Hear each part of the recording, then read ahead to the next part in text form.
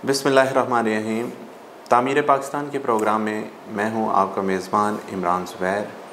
नाज़रीन, आज हम जिस मौजू को ज़ेर बहस लाएंगे वो है इस्लामी मईशत। बहुत सी ऐसी चीज़ें हैं जिनके बारे में लोग नहीं जानते। लोग कारोबार कर रहे हैं, अपने तमाम ज़िंदगी के जितने भी लेन देन के सिलसिले हैं उनको चला रहे हैं, लेकिन इस्लाम मिसिंग नज़र आता है। आज हम इस पर बात करने के लिए मज़ीद पॉइंट को सामने लाएंगे। हमारे साथ तशरीफ़ फरमा है डॉक्टर यूसुफ शाहिद साहब, और ये स्कॉलर भी हैं, अदीब भी हैं, और क्या क्या इनका तारुफ करवाया जाए, इसलिए मैं इनसे बात करता हूँ। जी डॉक्टर साहब, आपका बहुत शुक्रिया। इस्लामी मईशत क्या है? बिस्मिल्लाहिर्रहमानिर्रहीम। अच्छा, मईशत जो है वो आम तौर पे एक ऐसी साइंस है, सोशल साइंस है, जो कि चीज़ों की रसद तलब और उसके साथ साथ उनकी मार्केट, उनके और उसका जो है पैदावारी जो वसाइल हैं उनकी तकसीम पे आम तौर पे ये इन चीज़ों पे मुश्तमिल है। अब जो मईशत है इसका ताल्लुक़ क्योंकि इंसान के एक बड़े ही अहम उसकी ज़िंदगी का सारा जो दारोमदार है वो आजकल मईशत पर है। अब इस्लामी मईशत जब हम कहते हैं तो हम थोड़ा सा मईशत को पहले देख लें कि मईशत जो है वो अपने आप में आम तौर पे समझा जाता है कि एक आज जो कैपिटलिज़म जो मईशत हमारे यहाँ राइज है उसके कुछ अज्जा हैं।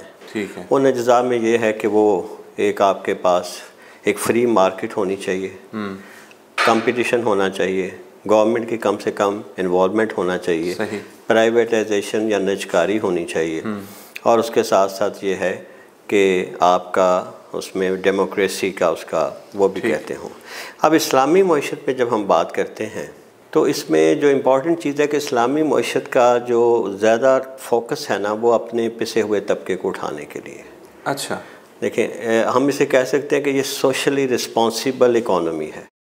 सही। अगर हम बाकी इकॉनमी के अज्जा देखें तो उसमें हम देखते हैं कि एक प्रोडक्ट होती है और उसके साथ लेबर होती है, लेबर के साथ हमें ज़मीन या उसके वसाइल मिलते हैं, और एक एंटरप्रेन्योर होता है जो कि रिस्क लेता है। अब इसमें ना जो एक माशरे का पिसा हुआ तबका है उसका कोई हिस्सा नहीं है इस कारोबार में। ठीक है। लेबर के तौर पे ज़रूर है, लेकिन वो लेबर का हिस्सा कितना मिलता है वो मुख्तलिफ चीज़ है। लेकिन इस्लामी इकॉनमी है जो है, आपने कहा कि इस्लामी मईशत जो है इसको हम किस तरह कहें, तो ये वो मईशत है जिसमें खुदा ताला ने अब लोगों से चाहता है कि वो आप अगर आप माल कमाते हैं तो उसमें उन लोगों के जिन्हें हैव नोट्स कहते हैं उनका भी ख्याल रखें। तो उनके दरमियान ये फ़र्क कम से कम करता है इस्लामी मईशत, और इस लिहाज से ही बाकी जो दूसरी दोनों नज़रियात हैं उनसे मुख्तलिफ है। अच्छा, वो क्या ऐसे एलिमेंट्स हैं जिनसे हम गरीब लोगों की वेलफेयर कर सकते हैं, उनकी बेहतरी के लिए काम कर सकते हैं? इस्लाम क्या बताता है उनके बारे में? देखें, जैसे प्रॉपर्टी है, अब आम तौर पे हमने देखा सोशलिज़म में जो प्रॉपर्टी है वो या तो स्टेट ओन करेगी या स्टेट के साथ लेबर ओन करती है। ठीक है। और इसी तरह जो वहाँ एंटरप्रेन्योर भी स्टेट ही होती है। ओके। और उसमें आप कह लें कि प्रॉपर्टी के 2 हिस्से हो जाते हैं, एक लेबर और 3 हिस्से जो है वो स्टेट की तरफ चले जाते हैं। सही। जबकि कैपिटलिज़म में जो है वो इसमें जो है वो इसके अगर हम इसके अज्जा को देखें तो उसमें भी जो है वो उसके एंटरप्रेन्योर और उसका जो माली वसाइल हैं और जो इन्वेस्टर है इसके साथ उसके जो वो उनका इंटरेस्ट एक तरफ है और लेबर का एक तरफ है। ठीक है। अब इस्लामी मईशत के जो अज्जा हैं अगर हम उसमें देखें तो जो एंटरप्रेन्योर का कॉन्सेप्ट है ना वो अलहदा से नहीं है।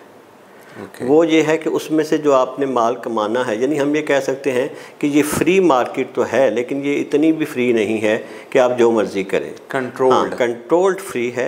इसी तरह इसमें प्राइवेटाइजेशन का हक़ ज़रूर मौजूद है, और हमने देखा कि इस्लाम में तो बल्कि प्राइवेटाइजेशन हमारे जो दौरे जो अव्वल दौर था उसमें ये काम शुरू हुआ, लेकिन इसके साथ साथ तीनों हक़ थे। इसे हम मल्टी फैसेटेड इकॉनमी कह सकते हैं। इसमें पब्लिक प्रॉपर्टी भी है, यानी पब्लिक प्रॉपर्टी मिसाल के तौर पे आपके पार्क्स हैं, आपकी इबादत गाहें हैं, ये सारी गवर्नमेंट कंट्रोल नहीं है। दूसरी स्टेट है कि स्टेट के पास कुछ, जैसे आपकी सुप्रीम कोर्ट का एक इमारत है, पार्लियामेंट है, बहुत सारी ऐसी चीज़ें हैं, एयरपोर्ट्स हैं, ये स्टेट के पास। और इसमें जो है इसके अलावा प्राइवेट तीसरा आ जाता है कि प्राइवेट, लेकिन प्राइवेट को वो देखते हैं कि किस हद तक जाएगा। मैं इसकी मिसाल देता हूँ हज़रत उमर के दौर में क्योंकि मुसलमानों की फतूहात बहुत ज़्यादा बढ़ गई थी, तो जो फतह करने वाला होता था उसका हिस्सा होता था। लेकिन जब वो जनरल या उस ज़माने में जो फ़ौज के लोग फतह करते थे, उनको जब इतनी बड़ी स्टेट में हिस्सा मिलने लग पड़ा तो उनकी जायदादें बहुत बड़ी हो गई। सही। अब इससे जो हज़रत उमर को लगा कि ये जो तकसीम है ये जो अनइक्वल हो जाएगी। इस तकसीम को दुरुस्त करने के लिए आपने कहा कि ऐसा नहीं होगा, अब इनको एक ख़ास लिमिट तक मिलेगा ताकि जो है हैव और हैव नॉट्स का फ़र्क बहुत ज़्यादा ना बढ़ जाए। ठीक है। तो इस्लाम इस बात का ख़ास तौर पे ख्याल रखता है। दूसरा उसने क्या किया कि हमारे कमाने वाले के मुनिम जिसके पास पैसा है उसके माल में गरीबों का हक रख दिया, जिसे हम ज़कात कहते हैं। ठीक। अब ज़कात वो लीगल हक है जिससे वो इनकार नहीं कर सकता। और इस्लामिक स्टेट में जैसे कि हज़रत अबू बकर ने कहा था कि अगर एक ऊँट की नकेल भी ज़कात में आती है और नहीं कोई देगा तो मैं उसके ख़िलाफ़ जहाद करूँगा। ठीक है। तो इसका मतलब है ये तो वो है जो आपकी लीगल बाउंड में आ जाता है। एक इस लिहाज से देखा जाए अगर 2.5% ज़कात गरीबों को दी जाए तो जो पैसा कमाने वाला या सरमायाकार तबका है उसका पैसा जो है वो उन लोगों के पास पहुँचेगा और उनकी ज़रूरियात जो बेसिक लाइफ नेसेसिटीज़ हैं पूरी होंगी। इसके अलावा है कि इस्लामी मिजाज, देखिए इस्लामी मिजाज जो है ना फिर वो हमें हजूर सहाबा की ज़िंदगी से मिलता है। सही। कि आप ये नहीं कर सकते कि आपने ये तो एक फ़र्ज़ है जो पूरा कर दिया। उसके बाद ये है कि आपके पास जो भी अपनी ज़रूरत से ज़्यादा है वो कोशिश करें किसी ना किसी तरीके से मुआशरे में पहुँच जाए, और उसमें खैरात है, उसमें सदक़ात हैं। एक और बात वो ये है कि इस्लामी मईशत में हम 2 लफ्ज़ इस्तेमाल कर सकते हैं, सरमायादारी और सरमायाकारी। तो इस्लामी मईशत में सरमायादारी को डिस्करेज किया गया है, सरमायाकारी बढ़ाई गई है। यानी आप जो है वो पैसे कमाएं लेकिन उस पैसे का इर्तिकाज़ ना करें। अच्छा डॉक्टर साहब, यहाँ पर एक क्वेश्चन सामने आता है कि इस्लाम तो मना नहीं करता कि आपके पास पैसे हैं ज़्यादा कमा लें, आप उसे डिस्ट्रीब्यूट भी करते हैं, लेकिन वो जो हिर्स का एलिमेंट है, लालच का एलिमेंट है, वो कहाँ स्टार्ट होता है? देखिए इसमें ना जैसे कुरान शरीफ में अल्लाह पाक फरमाते हैं कल्हाकुम मुत्तकासुर हत्ता ज़ुर्तुमुल मुकाबर, कि तुम्हें कसरत की जो बहुतात की तुम्हारी ख्वाहिश है उसने भटका दिया और हत्ता कि तुम कब्रों तक पहुँच गए। अच्छा, इसमें इसी तरह कहा गया कि वैलुल्ली कुल्ली हूँ मदतिल्लु मदतनिल्लज़ी जमा मालम वाता, हलाकत उसके लिए है जिसने माल जमा किया और उसे गिनता रहा। अब देखिए इसमें बड़ा एक लतीफ़ नुक्ता है, माल कमाने पे इस्लाम पे पाबंदी नहीं है, लेकिन माल को जमा करना और उसे माल को एज अ जिन्स अपने पास रखना और इर्तिकाज़ रखना उस पर मना है। अच्छा, अब हम इसके अगर स्प्लिट कर दें, क्योंकि आपका सवाल बहुत इंपॉर्टेंट है और अक्सर ये लोग बात कंफ्यूज भी रहते हैं। देखिए एक तो ये है कि जो माल कमाया जाए वो जायज़ तरीके से कमाया जाए। ठीक है। फिर इस्लाम में एक और बात है, उसे खर्च भी जायज़ तरीके से करें। आप ये नहीं कर सकते कि उसे अय्याशी पे खर्च कर दें या उसे ऐसी चीज़ों पे खर्च करें जो कि ज़रूरत नहीं है। अब मैंने जैसे हमने पहले कहा कि इस्लाम में ख़ास तौर पे जो टारगेट है वो पिसा हुआ तबका है। अच्छा, वो मज़लूम तबका है, वो जिन हैव नॉट्स हैं। ठीक है। तो उसका सारा फोकस ये है कि इनके दरमियान फासला कम हो, हैव और हैव नॉट्स के। अब हिर्स और उसमें ये फ़र्क ये है, मुझे बड़ा खूबसूरत एक वो बात याद आ गई मौलाना रूमी की। तो वो कहते हैं कि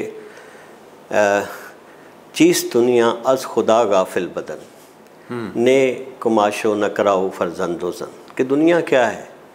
दुनिया ये है कि आप खुदा से गाफिल हो जाएं।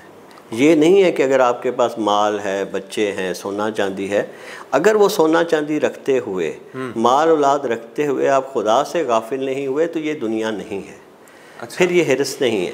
अगर हमने खुदा के हुक्म के मुताबिक उन चीज़ों को इस्तेमाल किया और उसको तकसीम किया, उसकी सरमायाकारी की। अब सरमायाकारी से क्या होगा, ज़्यादा से ज़्यादा लोग उसमें शामिल हो जाएंगे। हमने देखा कि हमारे हज़रत अब्दुर्रहमान बिन औफ, हज़रत उस्मान, उनके पास माशाल्लाह उनका कारोबार बहुत अच्छा था, मगर वो सरमायाकारी होती थी और वो सरमायाकारी की तरफ ख़ास तौर पे कहा गया। बल्कि यहाँ कुछ लोगों के जहन में ये भी आता है कि शायद इस्लाम जो है वो बिल्कुल इजाज़त इस तरह से नहीं देता कि हम पैसे रखें। अच्छा, अब वो है कि किस मकसद के लिए पैसा आ रहा है, ये इम्पोर्टेंट हो गया। एक तो आया कैसे और एक उसका मकसद क्या है। ये जो मकसद है ना, ये बड़ा इम्पोर्टेंट है। इसके मतलब देखें, अगर मैं कोई खैर करना चाहता हूँ, ठीक है, तो मुझे खैर करने के लिए इस काबिल तो होना चाहिए कि मैं खैर कर सकूं। सही। आपका दिल करता है कि मैं गरीबों की मदद करूं, लेकिन उसके लिए आपके पास वसाइल तो होने चाहिए। वो मेरा सागर सिद्दीकी ने कहा था कि खुदा अगर कभी कुछ इख्तियार दे हमको तो पहले खाक नशीनों का इंतज़ाम करें। सही। तो वो है, उसके लिए फिर आप जब चीज़ें, और अल्लामा इकबाल ने बड़ी खूबसूरत बात इसमें कही है। वो कहते हैं कि साहिब कुरान व बेज़ौक़ तलब अल अजब सुम्मुल अजब सुम्मुल अजब। ये बड़ी अजीब बात है कि तुम कुरान के साहिब हो और तुम्हारे अंदर चीज़ों को तलब करने की ख्वाहिश नहीं है। बड़ी अजीब बात है, बहुत अजीब बात। अब यहाँ देखें, यहाँ तलब जो है ना वो पॉजिटिव मायनों में ली गई। वो कहते हैं कि असा ना हो तो कलीमी है कारे बेबुनियाद। अगर आपके पास ताकत और इख्तियार नहीं तो आप दुनिया में क्या सही करेंगे। सही। इसलिए दुनिया की भलाई करने के लिए अगर पैसा इकट्ठा किया जाएगा तो ना ये लालच है ना ये बुराई है, लेकिन अगर उसे इर्तिकाज़, उसको जमा करने के लिए सिर्फ जिन्स के तौर पे अपने पास रखा जाएगा और उसका मसरफ़ गलत होगा, अगर मसरफ़ ज़ाती याशी है तो फिर उसका जो पैसा है वो जो गिना जमा माल वादा तुम इसे जमा करते हो और गिनते रहते हो। अच्छा डॉक्टर साहब, इसमें एक पॉइंट सामने आता है, फिर कौन सा ऐसा कारोबार है जिसे इस्लाम पसंद नहीं करता, या यूँ कह लें कि कौन सी ऐसी कमाई है जो इस्लाम में मना है? जी, इस्लाम में कारोबार तो सारे ठीक हैं, आप कारोबार कर सकते हैं, उसका वो हलाल पे है, अगर उसका सोर्स जो है वो 3 चीज़ों पे नहीं है। मिसाल के तौर पे आप ऐसे काम में ना करें जो अल्लाह पाक ने मना कर दिया है, जैसे आपको पता है शराब और इस तरह की इंटॉक्सिकेशन की चीज़ें हैं। हराम में वो चीज़ें हैं आ जाती हैं जो कि खुदा की तरफ से मना है। मिसाल के तौर पे आप मुआशरे में बर्बादी या मुआशरे में नक्स का बाइस ना बने। ठीक है। तो आपके लिए वो जो चीज़ें आप कमा रहे हैं वो ठीक है। आप इसमें देख लें, अगर तिजारत है, तिजारत में अगर आप एक अच्छे तरीके से करते हैं, लोगों की ज़रूरियात पूरी करते हैं, आप करें। दुनिया का कोई काम ऐसा नहीं, लेकिन उसमें दूसरा मसला ये है कि सूद ना हो। सही। देखें ना, एक तो हमने देखा कि वो कमाया ठीक तरीके से जाए और उसको ऐसी चीज़ में ना डाला जाए कि वस्तु, और तीसरी चीज़ है कि इंसानों की कमज़ोरी का फ़ायदा उठाकर आप उसको इस्तेहसाल ना करें। मिसाल के तौर पे हमने देखा कि लोग बाज़ औक़ात ज़ख़ीरा अंदोज़ी इसलिए करते हैं कि उनको पैसा मिलेगा, लेकिन उसमें जो वक्ती तौर पे मुआशरा है वो बहुत तंग हो जाता है। अच्छा इमरान, इसमें देखें कि हमें बार बार मुआशरे की तरफ जाना पड़ रहा है। बेशक इस्लाम जो है ना वो इज्तमाइयत का मज़हब है, वो ये बर्दाश्त नहीं कर सकता। हज़रत उमर के दौर में एक दफ़ा कहत पड़ गया, तो जब ज़्यादा कहत मदीने में पड़ गया तो आपने कहा कि सारा मदीने के घरों से गल्ला इकट्ठा कर लें। अच्छा। जब गल्ला इकट्ठा कर दिया तो आपने कहा अब इसे इस तरह तकसीम करना कि हर आदमी को रोज़ाना 1 रोटी मिले। सही। तो चंद दिन गुजरे तो उन्होंने देखा एक बच्ची बड़ी ही उसकी जो थी मुज़म्मिल सी और बड़ी ही कमज़ोर थी। उसको देखा तो दिल ना पसीज गया, उसे अपने पास बुलाया, उसे प्यार किया। तो कहने लगे कि बेटे तुमने खाना खाया है? वो कहती खाया, लेकिन मेरे हिस्से में जितनी रोटी आई है ना उतनी खाया, तो तुम्हारे घर वालों ने तुम्हारा ख्याल नहीं किया? तो वो कहती है कि नाना आपने मुझे पहचाना नहीं, मैं तो आपकी तो थी। तो इस पर हज़रत उमर रोने लग पड़े, तो कहने लगे कि उमर इससे बढ़ के तुम्हें नहीं दे सकता बेटे। अब ये है वो मसावी तकसीम, ये है वो ख़याल। इस तरह का मुआशरा जब पैदा होता है फिर वह अपने अंदर बरक़ात और खैर लेके आता है। तो इसमें जो है कि लालच वहाँ से शुरू होती है जब आप पैसा ज़ाती मकासद के लिए कमाएं, उसमें खुदा के हुक्म को इग्नोर कर दें। अगर आपके पास करोड़ों अल्लाह दे रहा है और आप खुदा के हुक्म को रखते हैं तो चीज़ दुनिया खुदा गाफिल बदन। ठीक है। फिर वो अगर खुदा नहीं भूला तो फिर आपको उसमें कोई। अच्छा डॉक्टर साहब, इसमें अभी आपने बात की ज़ख़ीरा अंदोज़ी के वाले से, ये 2 लफ्ज़ हैं, एक ज़ख़ीरा और एक ज़ख़ीरा अंदोज़ी, जिसे मसनूई महंगाई कहते हैं। इनमें क्या फ़र्क होता है? देखिए, ज़ख़ीरा तो किसी भी चीज़ का हो सकता है, ज़ख़ीरा तो स्टेट भी कर सकती है। अच्छा।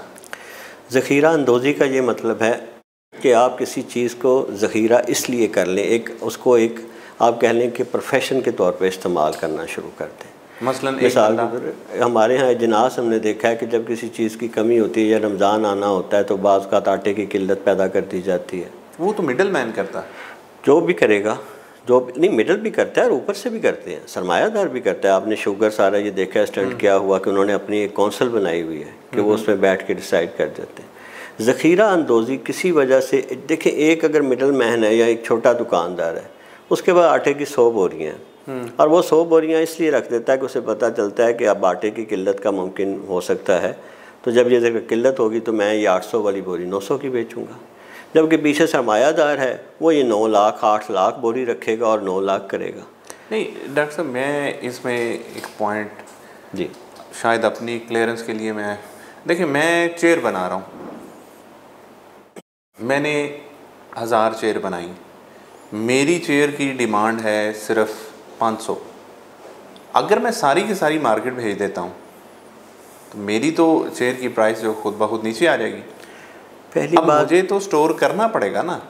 जी, पहली बात है अजनास में और इन चीज़ों में फ़र्क आएगा। अजनास है ना खुर्दनी चीज़ें, उसके मतलब तो इस्लाम जो है ना कोई रियायत नहीं देता। ठीक है। मिसाल के तौर पे ये कहा गया कि अगर आपने गल्ला 40 दिन तक इस नीयत से रखा कि 40 दिन बाद इसकी कीमत बढ़ जाएगी और मैं बेच दूँगा और मुझे मुनाफा ज़्यादा होगा, और 40 दिन बाद आपके जहन में कुछ आता है और आप वो सारा गल्ला खैरात कर देते हैं, तब भी उसका अज़ाब आपको आएगा।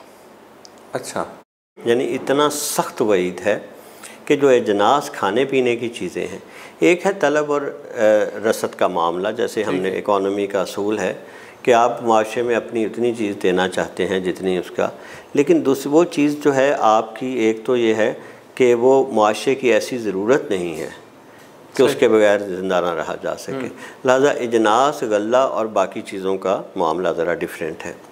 लेकिन दूसरी ये भी बात है कि आप एक ऐसी चीज़ बता रहे हैं जो आपके बिज़नेस के लिए सस्टेन तरीके से आपने माल जितना बिकेगा उतना लाएगा, अगर आप ज़्यादा लाएंगे उसकी कीमत गिर जाएगी। लेकिन इसमें ये नहीं है कि मैं उस वक्त कुर्सियाँ बेचूंगा जब पता नहीं कि कोई ऐसा प्रॉब्लम आ जाएगा कि कुर्सी की कीमत बढ़ जाएगी। आपके जहन में नीयत ऐसी नहीं है।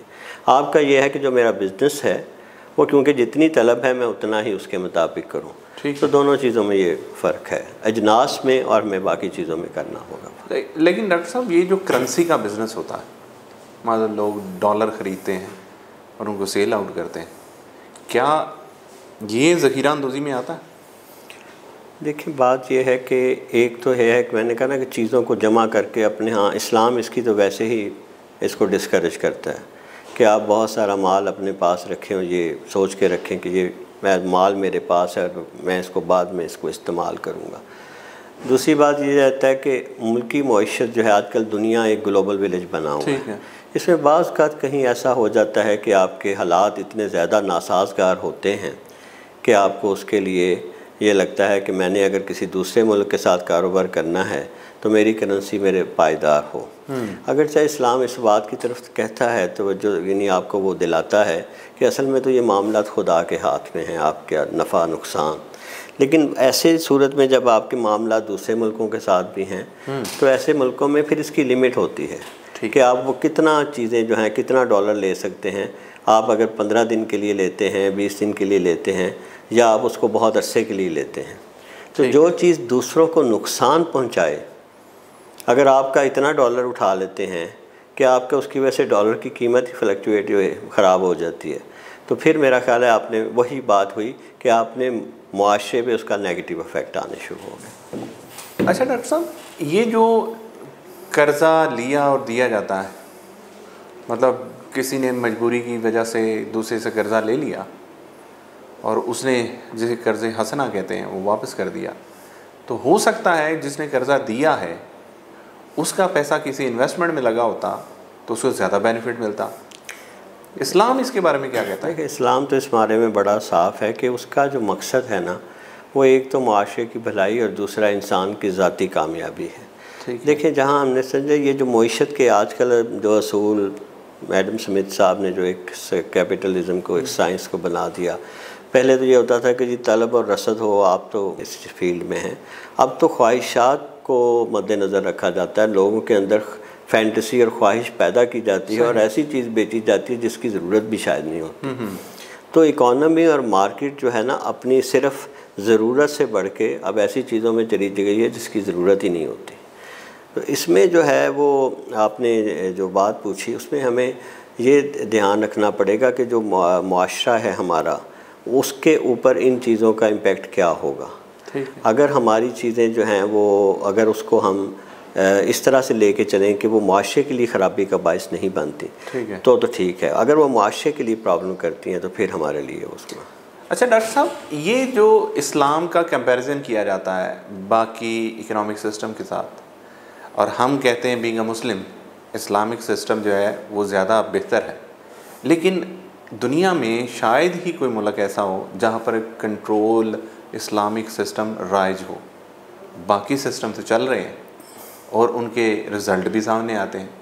हमारे ये इस्लामिक सिस्टम को कब तकवीयत मिलेगी और ये कब अप्लाई होगा, इसके बारे में थोड़ा सा बता दें। वो इलामा ने कहा था कि जानता हूँ मैं कि ये उम्मत हामिले कुरान नहीं है, वही सरमायादारी बंदाए मोमिन कदीम, और असर हाज़िर के तकाज़ाओं से है लेकिन ये खौफ, हो ना जाए आश्कारा शर पैगंबर कहीं।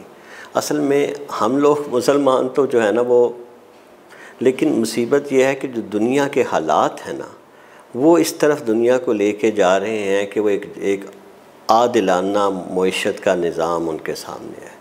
अच्छा कैपिटलिज़म, क्योंकि सोशलिज़म तो हमने देखा कि वो एक लाख से तो अपनी जो तभी मौत मर गया। ठीक है।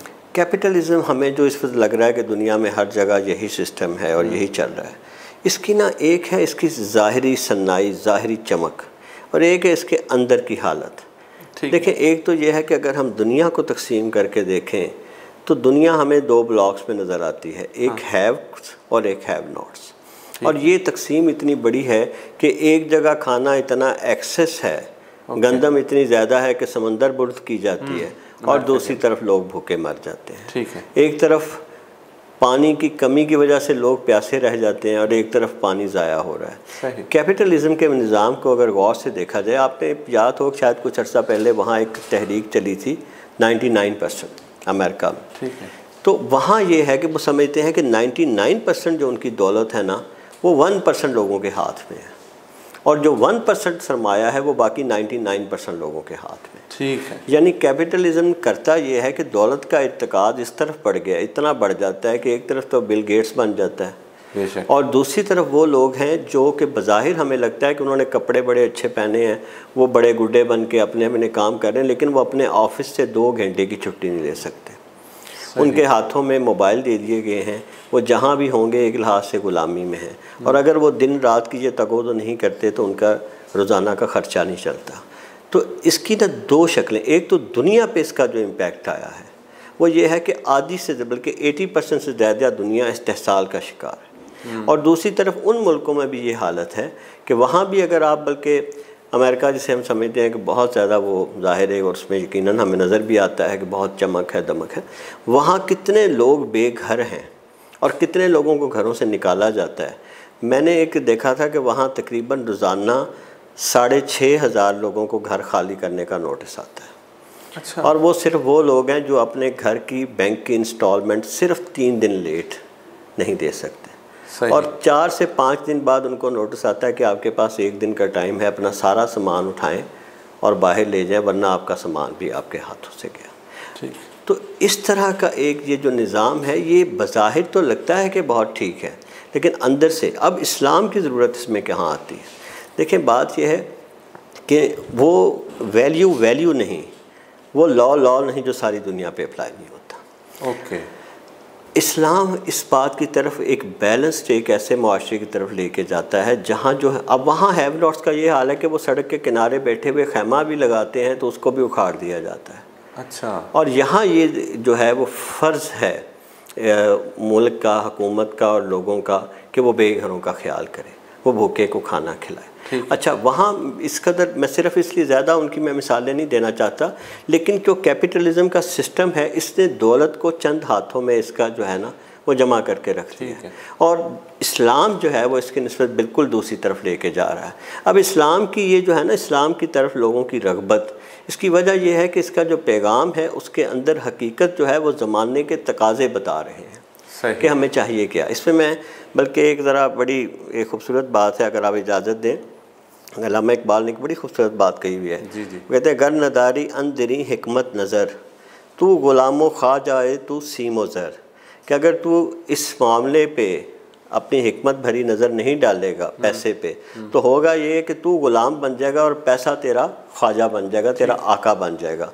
अस्तही दस्तां कुशादे उम्मतां, जो लोग दौलत से बेनियाज रहते हैं उम्मतों की कुशाद वही लोग करते हैं। और अज़ चनी मुनइम फसादे उम्मतां, और जो पैसे के इर्तिकाद में रहते हैं वो हमेशा उम्मतों को बर्बाद कर देते हैं। और ये दर निगाहिश ना सवाब आमद सवाब दर सदात हंगामा हाय इनकलाब, कि उनकी नज़रों में जिद्दत वाली चीज़ उन्हें पसंद नहीं आती। देखें ना, हमारा जैसे हमने देखा है कि एक सिस्टम है उसका सरमायादार का और जागीरदारों का।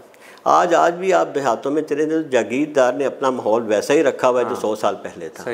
इसलिए कि हर नई चीज़ जो है ना उसके लिए ख़तरा है और उस नई चीज़ में से इनकलाब पैदा हो सकता है, इसलिए वो इससे डरता है।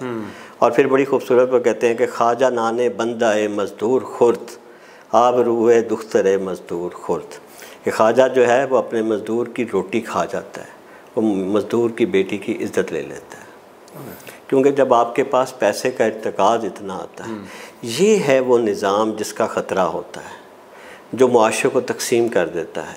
और हम जानते हैं कि ये मुआशरा हमारे इर्द गिर्द यही निज़ाम है और ये असल में रहते रहते आदत हो जाती है। गुलामी में एक वक्त ऐसा आता है कि गुलाम आका के जहन की तरह सोचना शुरू करता है। मगर ये इसलिए इसका जो है वो फिर क्या हल देते हैं कि ए खुशाम उनीम के चूँ दरवेश जीस्त दरचनी असरे खुदा अंदेश नजीस्त, कि खुश है, बहुत काबिल एहतराम है वो पैसे वाला जो दरवेशों की तरह ज़िंदगी गुजारे, और वो शख्स है जो खुदा के हुक्म से इस मुआशरे को बदल सकता है। तो इसलिए ख़ास तौर पे मैं बात को ख़त्म करते हुए, तो वो बड़ा खूबसूरत उनका है कि हमने एक चीज़ को इसका ज़िक्र नहीं हो सका। वो कहते हैं तान दानी नुक्ताए अक्ल हलाल बर जमात जीस्तन गर्दो वबाल, जब तक नुक्ता तुम हलाल का लुकमा लेना नहीं ना जानते, तुम अपनी उम्मत पे अपनी कौम पे एक वबाल हो। तो बात यह है कि हमें पैसा, वो इसको इस्लाम की इस बड़ी खूबी, मैं बहुत बड़ी बात है जिसको एक अंग्रेज़ था जॉन रस्किन, उसने माना कि हाँ the money should be not only B earned Fairlie but it should be spend Fairlie. सही। तो ये बात है कि हम इसे कमाएं भी हलाल तरीके से और खर्च भी हलाल तरीके से, और ये है इस्लाम। लीजिए नाज़रीन, वक्त ने इजाज़त नहीं दी मज़ीद इस पर बात कर सकें, इसलिए हम आपसे इजाज़त चाहते हैं। अल्लाह हाफ़िज़।